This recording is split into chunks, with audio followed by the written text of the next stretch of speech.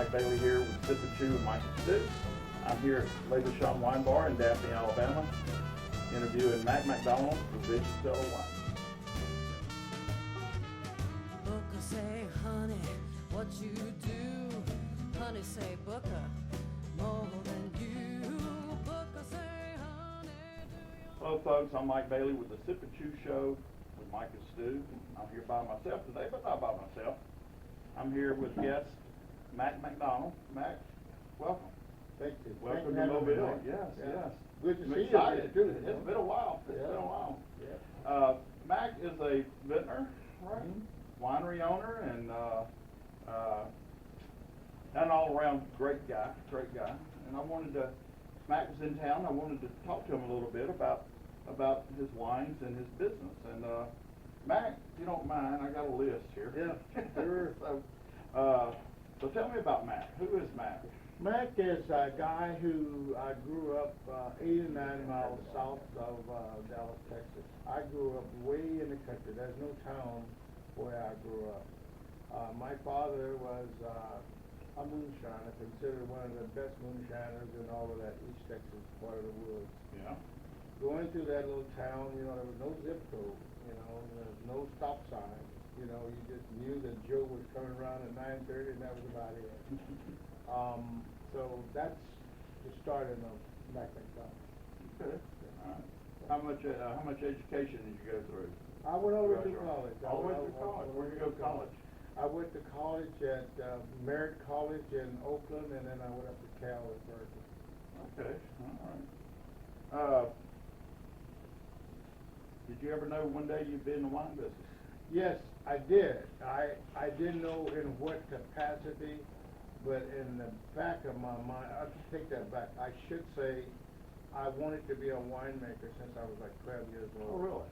When I was 12, there used to be a bunch of hunters come down in these woods down there in East Texas and go hunting with my grandfather, and then they would drink my father's shine. Mm-hmm. And so one of them had used to drink Burgundy, you know, and in Texas, you know, you drove a foreign car, wore foreign clothes in Texas in the 60s, you were downright communist. And so they talking, telling this guy, why are you always drinking that communist wine? And so he got tired of him riding him, and so he asked me, hey, would you like this bottle of wine? I guess I would. Yeah. And I tasted it. And that's when I knew that I wanted to be a winemaker. Oh, okay. And we'll probably talk about, you know, what did I do after that, but that's where I got started. But I didn't know a Burgundy from a Chardonnay from a Zen or nothing. Right. I just knew that every time he'd come, he'd have this Burgundy wine. I didn't know what it was, you know, not the flavor, but it was good. It was so different than anything else I had. Right. Did you ever make any wine yourself when you were that young, or? Yes, my brother. Experiment? Yeah, my brother was a little bit older, and we saw the older folks do it, but they put a lot of sugar in it, any type of mulberry, huckleberries, and all of that type of stuff. They even run wild in the woods down there. And so we saw them putting a lot of sugar in it. They didn't call it wine because they were good Baptists, because they could drink that with that alcohol. But so what my brother and I would do is that we made we made some wine, and we tried to make some corn whiskey. Wow. And the hogs got into both of them, you know. So we still laugh about that to this day. Yeah, we tried, you know. So when did you leave Texas and head out west? 1962, I got out of high school, but all through high school I had talked about I wanted to be a winemaker. So my coach had been in the Navy, and he had spent some time around Oakland. And so he said, boy, if you want to make wine, you need to move to California. So I was putting in grass at the Houston Astrodome, and he was coming to Oakland to see his brother. I didn't know anything about where the locations were and that. So I got a ride out here, 18 years old, you don't speak very much anyway, right? No. So we drove night and day to get here. So we got there, and that was in 1962 when I got to Oakland, California. Oh, wow. Yeah. Did you go right into the industry, or? No, what I done, you know, I have always been able to find a job. It may not have been a fancy job. So they had a lot of car dealerships up in the area where where his brother was staying.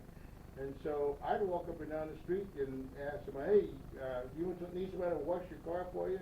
Sometimes they say, yeah, come on in. So I'd go wash all the cars. And then I got a job, I was walking down the street, and I was talking to this guy, and I said, sir, you know, I'm trying to find out where the vineyards are located, you know, I want to learn how to make wine. And he gave me the same song and dance that my relative given me about, you know, die and go to hell drinking wine and stuff. So, and I'm thinking, and he happened to be a Baptist preacher. So he talked to me, but he finally told me, well, if you want to, you know, get into that wine stuff, you got to go across the bridge. Well, going north out of Oakland, that's 3 bridges. Which one it is? I took the wrong one. I took the one over to San Francisco instead of taking the one to get up into the wine country. But I finally figured that all out. Okay. Here we are today. So when did you first open Vision Cellars? We started Vision Cellars in 1995. Miss Lil done all the paperwork to get it all done, you know. We done all this stuff ourselves. It was really amazing. We went down to the office to start with, you know, in the local office to find out all about the license and what you have to do, and we got an attorney to make sure the LLC and all that stuff was all right. And I recall that lady telling me, she said to me, she says, Mr. McDonald, Mrs. McDonald, she goes, don't get too big too fast. And she goes, and you try to make good quality wine. I don't know why she took the time to tell us and go through all that stuff. That was a great piece of advice she gave us. Maybe she'd seen people come and go. She'd seen them come and go, she'd seen them lost their britches, and she goes, and don't go around and invest your savings, because you have to put out all this paper, what you own, what you got, and all that stuff, to make sure you ain't selling drugs if you get into the wine business. And she said, you know, you gotta, don't get your money tied up into that, because you'll lose all that and you won't have nothing. Yeah. And I remember her telling me that. She didn't have to, but she did, you know. So y'all owned the vineyard? No, we didn't right away. We didn't buy a vineyard right away. We purchased fruit from other growers. And I think if you, one of the reasons for owning a vineyard is you gotta have an ego. And you gotta be able to work 5 times as hard. I don't mind it. I had an ego, but I also like farming. That's the bigger thing about what I do that I enjoy doing. That and talking to the people who enjoy wine. Right. Not necessarily my wine. If you enjoy wine, I enjoy talking to you. People don't realize it is farming. It's farming. It's hard work. Yeah, It's not all glamour. Yeah. Like our friend Mike Toops does. He makes it look glamorous and easy. You know, they don't realize the hard part of it. Yeah, well, you see these folks coming out here, you know, in the wine business, and it looks like they're having so much fun, but they're not there when you have to get up and go out in the vineyard at 2 o'clock in the morning and be out there all night when the frost is coming along, or your water irrigation ship go out, the pump go out, the bugs getting up to eat up all your vines. Yeah. Frost and stuff getting them. You know, they're not there to see that part of it. They only see the part where you out drinking wine and having a good old time.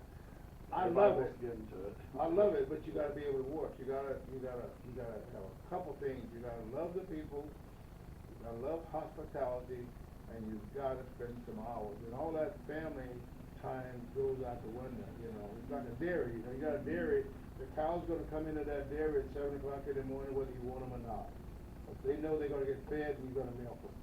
And so the wine business is that if you truly get deep into this, it's not your time, it's the vine's time. So what do? We're waiting on the vines. Waiting on the vine.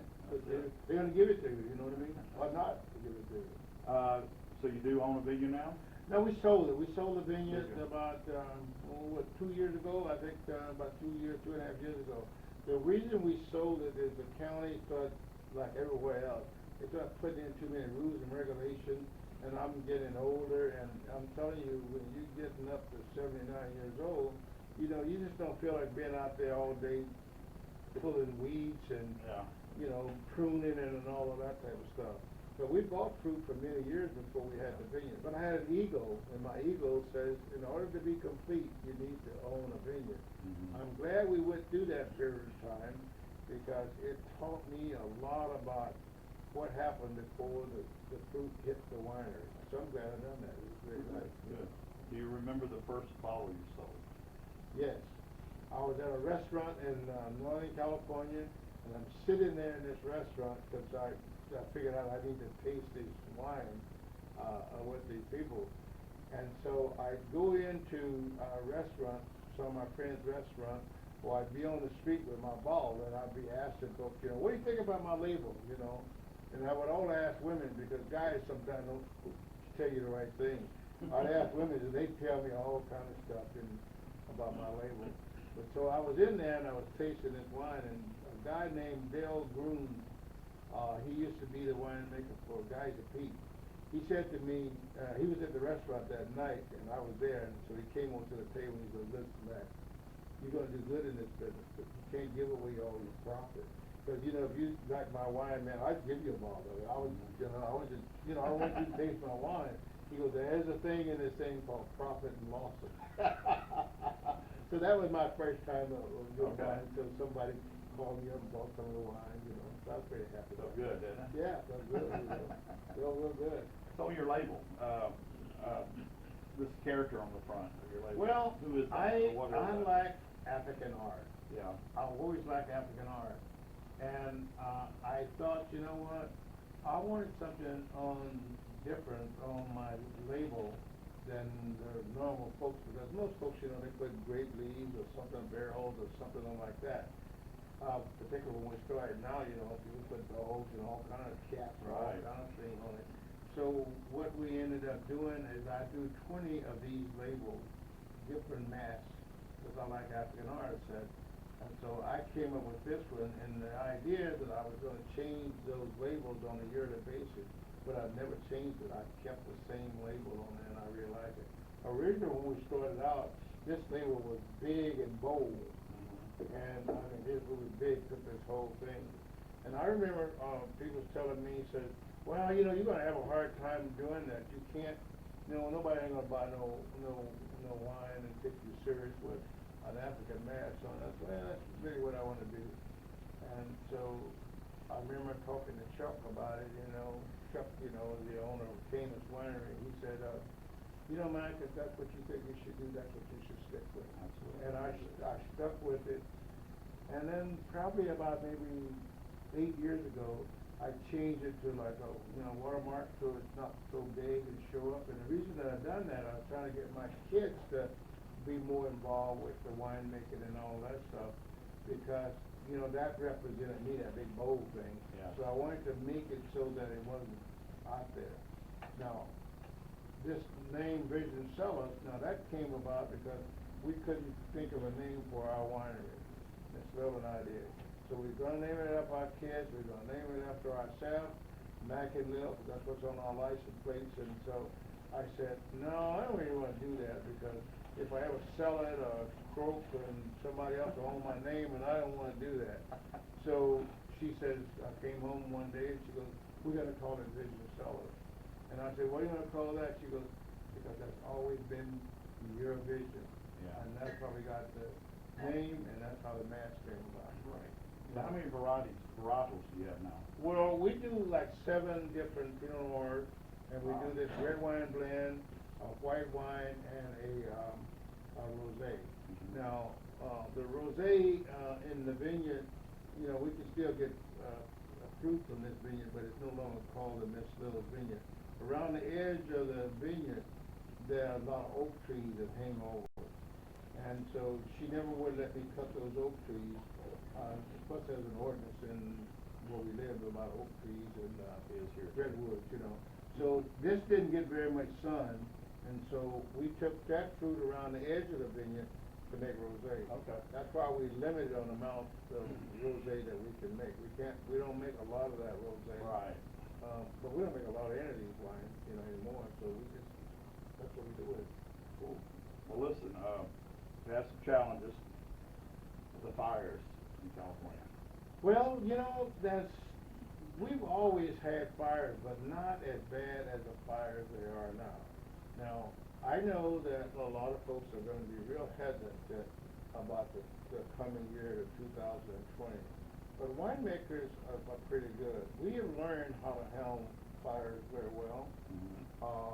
And so, you may have to do a lot of drinking, but there's still some good wine out there. Yeah. And sometime it may not be as good as this other, it may be because of the heat itself and not the fires. Yeah. And so, but we have learned, enough skills and enough techniques now to prepare for that. If you got a lot of smoke in your wine, why would you put it in a barrel to age it? You already got all the smoke and stuff you need on, you know. So, you may have to pick a lot sooner. But back in the 70s, a lot of winery was picking their fruit much earlier. Yeah. And so that way you have a chance to, really harvest it before the fire started. But the problem now is that the fires have started earlier and earlier. And at times it's not so much of this year, it may be the next year where you have, you start having a problem in the vineyard where that smoke tank shows up in the vineyard itself. So we're not out of the woods by a long shot, but I totally believe that winemakers are going to do a great job even with the fire season. Australia have fires pretty much every year, and so they make pretty good wine. We don't have a problem with that. So I'd say, they look right.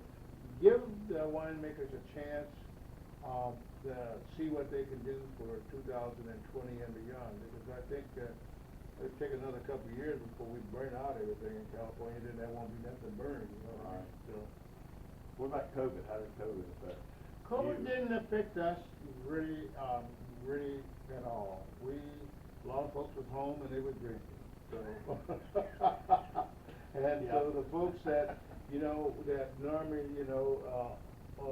do wine for us, the sales for out of the state wasn't really affected that much. Particularly our folks here that represent us in Alabama, Rush Wine, because they moved our wine whether we here or not. So it didn't really affect us, and the folks that were on our wine club list and all of that, they normally get 4 bottles, they started getting 6 bottles or a case, so we were still shipping out, we were still doing just fine with our wine. Good. We didn't affect it. And I think one of the reasons for that is that we built our wine on trust with our clients, and they got to know them and we got to know them. Miss Lil will get on the phone if we have a problem someplace, and she'll even do it for people here in Alabama. When you guys have something, some people we met at some wine dinners or something, we stay in touch with them, they come out and visit us. She'll get on the phone and call them up and make sure they're okay, and they'll go, you called to check on me to see if I was doing okay? She goes, oh yeah, I'm not trying to sell you anything, but that's just our makeup on that. And you remind me of Todd Williams at Toad Hall. Oh yeah, I like him. And him and Frankie, they did that. Yeah. They did that. Yeah. They called and check on me. Check on me. They called me at Christmas time. Yeah. At my home. Uh-huh. See how you doing. Yeah. Wish you a Merry Christmas. And that means so much more. Yeah. To be that personable. And because some companies I've dealt with in the past, you send them thousands of dollars a year to buy their product. Yeah. And you don't even get a Christmas. You don't even get a thank you, So, yeah, Todd was as funny, or maybe in some ways more funny than Robin, his brother, he was pretty cool. He used to tell me, I had a greens cook-off at my home every year I had a big greens cook-off. So he called me up, he goes, Mike, how come I never get invited to this greens competition? And I don't know, I didn't know him, but he knew, so he called me up, 4 or 5 months after that, or a year after that, he goes, how many cases you making? I said, we're doing like about 1700, 1800. He said, let me know when you get to 2500. I said, no, man, I ain't gonna get that big. He goes, just call me when you get to 2500. And we kept this relationship on until he passed, what a deal, what a wonderful guy. Yeah, he was a great guy. But, yeah. I was reading I think it's Wine Spectator, and they had an article about you and some other gentlemen, and you said something interesting. Says, I go to all these wine dinners, these wine tastings, and I don't see anybody like me. Tell me what you mean by that. Well, I think what I was referring to is that I don't think there's enough exclusivity in the wine industry. I think that, you know, the wine world just look at one group of individuals who drink wine. And to get the growth that you need everybody to enjoy a glass of wine that want to participate in alcohol beverages. And I would go to these wine things and go to these wine dinners no matter where I was. I'd look out in the audience, you know, and it didn't hit me at first that there was nobody looked like me in the audience. Or I'd go to the wine spectator thing, you know, and I'd be pouring my wine. I never saw anybody look like me pouring a wine. And so what I'd done to do that, I started thinking, you know, what's wrong with this picture, you know, because I knew people drink wine, but a lot of folks didn't drink a certain type of wine because I felt they didn't have the education background to understanding wine. Now, I could sit there and criticize folks, but I thought I'd want to do something about it. So there was two other gentlemen that I knew that was in the wine business. One of them was Van Sharp, and the other was Dr. Ernie Bates. And so when I got together with them, after I met them at a wine tasting thing, 3 days later I had them at my house. Mm-hmm. And I said, you know, we need to do something about this. So we started an organization. They go, well, what do you have in mind? I said, we need to just kind of get together and figure out how we can help other people who look like us get into the wine business. You know, we got to train them, you know, educate them. You know, we have folks come from all over the country to come to Napa Valley work in these wineries. So we need to figure out how we can help other peoples of color understand and get into the wine business. And they kind of thought about it. They said, okay, what are we going to do? So we formed this organization. It's called the Association of AfricanAmerican Vintners. I've been the president of that thing for many, many years, trying to reach out. I go to inner cities and talk to kids about opportunities in the wine business, what they can do. I ran across a lot of problems at first because parents didn't want their kids to learn about wine. And I said, well, you don't have to drink wine. You can get a job. You're working at a restaurant and you're pouring somebody wine. You're involved with the wine business, so you need to know more about that. The more you know about it's a food product. Yeah, the more you know about that, the more wine you can sell, and then the bigger your tips are going to be, you know what I mean? Or you could be working at a grocery store. There's a whole bunch of other things that you could do, and you don't have to, you know, be getting drunk every day. So with that organization, I started that in 2002, and since the pandemic thing has been going on, this COVID thing, that organization, I'm no longer the president of it. The guy named Phil Long is the president, but that organization has grown, I would say, 800%. And right. So we have all these different scholarships that comes in where, you know, you partner with the wine enthusiasts, and the donation comes in, and we got some going to the university, Sonoma State University. They have a partnership wine there, so that younger people can go and apply there. Now, we always are open to anybody applying for these scholarships. And it's not a black organization, maybe black-based, but we have non-African Americans that are members of the Association of African American Business because, number one, they want to help. Number two, I think that they understand what this organization is about. It's not a black thing, it's more about an education piece. So I'm very proud. So I know it's a long way around, but that's what I was talking about in a wine spectator. You're a pioneer at this.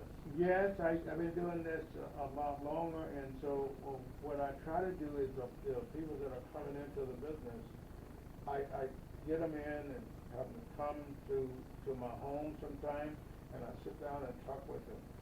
Not that I have all the answers, but I can tell you a lot of things I've done wrong, so you don't make the same mistake. Mm-hmm. And the first thing I tell them, number one, you gotta have somebody who understands numbers to run your business that you trust. Because a lot of people understand numbers, but you know, do you really trust them? So Miss Lil, she gonna get all the money anyway, but she understands numbers. And so that's a good start. And then get yourself educated by all aspects of the business. So sometimes people come in and they wanna be the boss. They wanna tell you how to cook. You may have been the chef at this restaurant for 20 years, but some of these whippersnappers got a little degree out of some college and they wanna tell you what to do, so that's where we are. Okay, all right. So what's next for McDonald and Little? We are going to turn this business over to the kids and the grandkids, and we are hoping that they follow through with it. And then I'm going make gin. That's my plan. And we always have travel, so we're gonna travel more. Right. I'm gonna come back here and I'm gonna go fishing. I wanna fish for a whole month. There you go. And Stu loves to fish. Well, Stu's a fisherman. I have all these folks, tell me, Mac, you come down here, we're gonna do this for you, and I'm gonna take it, I'm gonna come and rent myself a house, I'm going please what I wanna do, and the only time I'm gonna deal with Mike over there is when you wanna come over and get drunk with me in the afternoon. On my gin. So what's your favorite wine? I have to tell you, I'm a really kind of a mood-swinging person when it comes to wine drinking. On this trip, I always love Pinot Noirs, and the reason I love Pinot Noirs is because they are smooth and they're different, and I find that I can have any kind of food with a Pinot Noir. Some wines, you've got a little bit heartier dish, but I find in the Pinot Noir world, it's smooth enough where I can have it with chicken, catfish, tacos, oyster, I can have it with a big chunk of meat or anything on it too.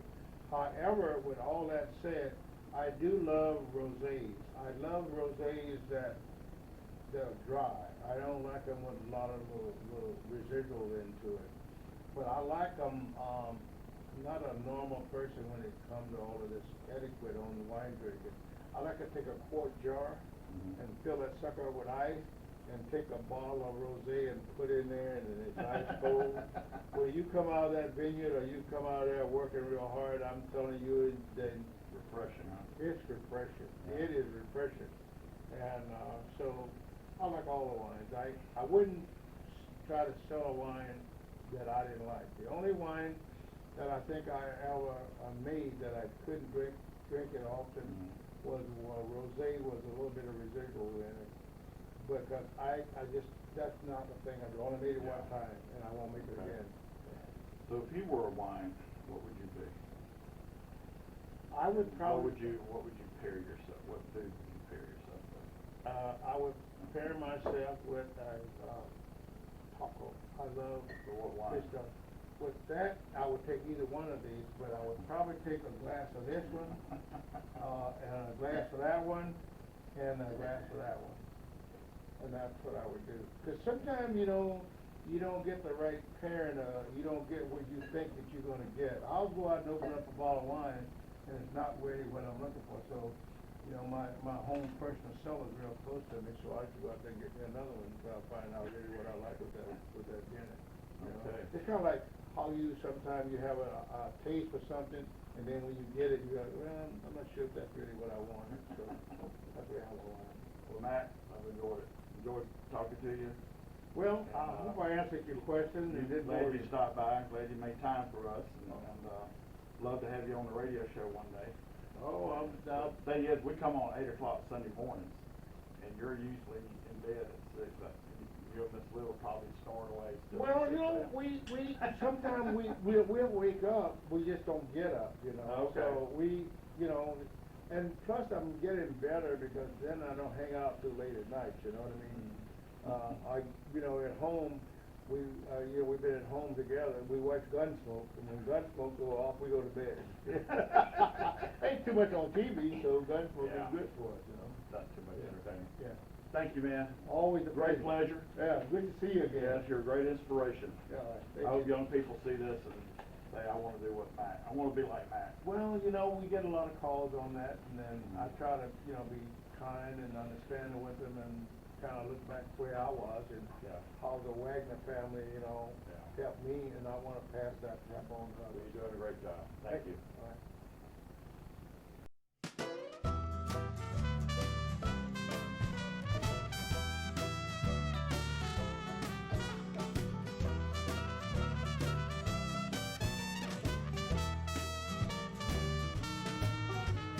Booker say, honey, what you do? honey say Booker, more than you. Booker say, honey, do your thing. I sold my soul so